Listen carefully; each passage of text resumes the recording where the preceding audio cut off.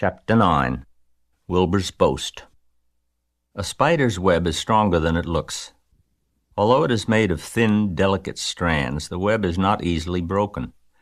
However, a web gets torn every day by the insects that kick around in it, and a spider must rebuild it when it gets full of holes. Charlotte liked to do her weaving during the late afternoon, and Fern liked to sit nearby and watch. One afternoon she heard a most interesting conversation and witnessed a strange event. "You have awfully hairy legs, Charlotte," said Wilbur as the spider busily worked at her task. "My legs are hairy for a good reason," replied Charlotte. "Furthermore, each leg of mine has 7 sections: the coxa, the trochanter, the femur, the patella, the tibia, the metatarsus, and the tarsus." Wilbur sat bolt upright. "You're kidding," he said. "No, I'm not either." "Say those names again. I didn't catch them the first time." "Coxa, trochanter, femur, patella, tibia, metatarsus, and tarsus." "Goodness," said Wilbur, looking down at his own chubby legs. "I don't think my legs have 7 sections." "Well," said Charlotte, "you and I lead different lives. You don't have to spin a web. That takes real leg work." "I could spin a web if I tried," said Wilbur, boasting. "I've just never tried." "Let's see you do it," said Charlotte. Fern chuckled softly, and her eyes grew wide with love for the pig. "Okay," replied Wilbur. "You coach me and I'll spin one. It must be a lot of fun to spin a web.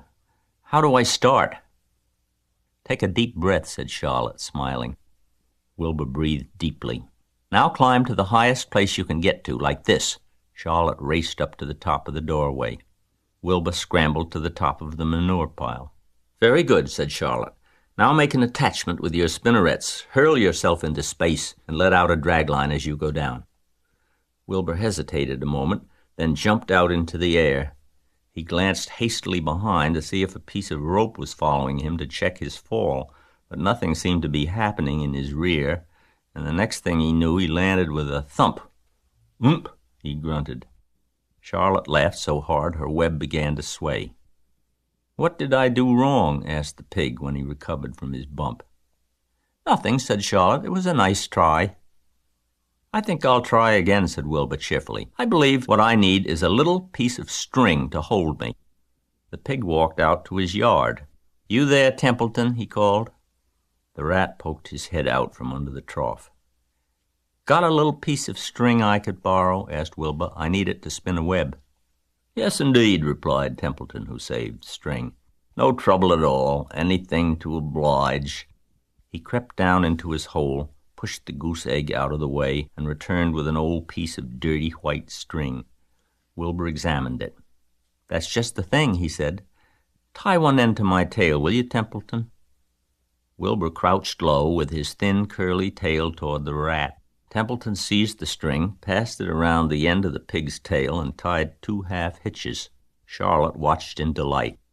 Like Fern, she was truly fond of Wilbur, whose smelly pen and stale food attracted the flies that she needed, and she was proud to see that he was not a quitter and was willing to try again to spin a web. While the rat and the spider and the little girl watched, Wilbur climbed again to the top of the manure pile, full of energy and hope. "Everybody watch," he cried, and summoning all his strength, he threw himself into the air head first. The string trailed behind him, but as he had neglected to fasten the other end to anything, it didn't really do any good, and Wilbur landed with a thud, crushed and hurt. Tears came to his eyes. Templeton grinned. Charlotte just sat quietly. After a bit, she spoke. "You can't spin a web, Wilbur, and I advise you to put the idea out of your mind. You lack 2 things needed for spinning a web." "What are they?" asked Wilbur sadly. "You lack a set of spinnerets, and you lack know-how. But cheer up, you don't need a web. Zuckerman supplies you with 3 big meals a day. Why should you worry about trapping food?" Wilbur sighed. "You're ever so much cleverer and brighter than I am, Charlotte. I guess I was just trying to show off. Serves me right." Templeton untied his string and took it back to his home. Charlotte returned to her weaving. "You needn't feel too badly, Wilbur," she said. "Not many creatures can spin webs. Even men aren't as good at it as spiders, although they think they're pretty good, and they'll try anything. Did you ever hear of the Queensboro Bridge?" Wilbur shook his head. Is it a web? Sort of, replied Charlotte. But do you know how long it took men to build it? 8 whole years. My goodness, I would have starved to death waiting that long. I can make a web in a single evening. What do people catch in the Queensboro Bridge? Bugs? Asked Wilbur. No, said Charlotte, they don't catch anything. They just keep trotting back and forth across the bridge, thinking there is something better on the other side. If they'd hang head down at the top of the thing and wait quietly, maybe something good would come along. But no, with men it's rush, rush, rush every minute. I'm glad I'm a sedentary spider.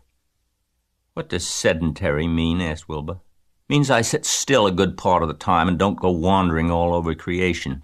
I know a good thing when I see it, and my web is a good thing. I stay put and wait for what comes. Gives me a chance to think. Well, I'm sort of sedentary myself, I guess, said the pig. I have to hang around here whether I want to or not. You know where I'd really like to be this evening? Where? In a forest, looking for beech nuts and truffles and delectable roots, pushing leaves aside with my wonderful strong nose, searching and sniffing along the ground, smelling, smelling, smelling.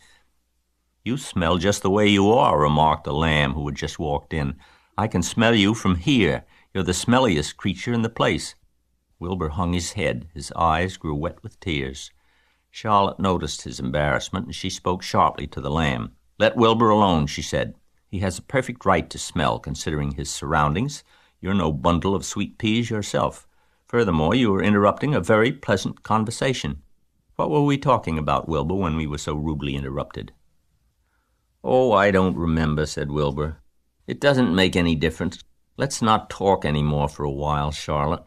I'm getting sleepy. You go ahead and finish fixing your web, and I'll just lie here and watch you. It's a lovely evening. Wilbur stretched out on his side. Twilight settled over Zuckerman's barn and a feeling of peace. Fern knew it was almost supper time, but she couldn't bear to leave. Swallows passed on silent wings in and out of the doorways, bringing food to their young ones. From across the road a bird sang, "Whip-poor-will, whip-poor-will."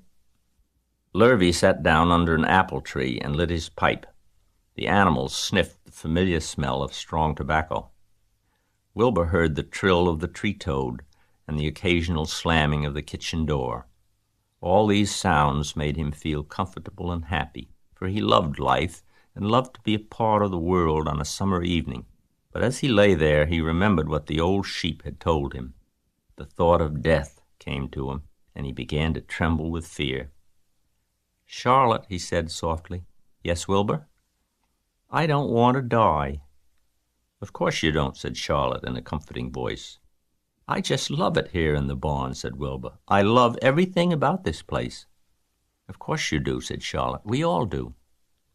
The goose appeared, followed by her 7 goslings. They thrust their little necks out and kept up a musical whistling, like a tiny troop of pipers. Wilbur listened to the sound with love in his heart. "Charlotte," he said. "Yes," said the spider. "Were you serious when you promised you would keep them from killing me?" "I was never more serious in my life. I am not going to let you die, Wilbur." "How are you going to save me?" asked Wilbur, whose curiosity was very strong on this point. "Well," said Charlotte vaguely, "I don't really know, but I'm working on a plan." "That's wonderful," said Wilbur. "How is the plan coming, Charlotte? Have you got very far with it? Is it coming along pretty well?" Wilbur was trembling again, but Charlotte was cool and collected.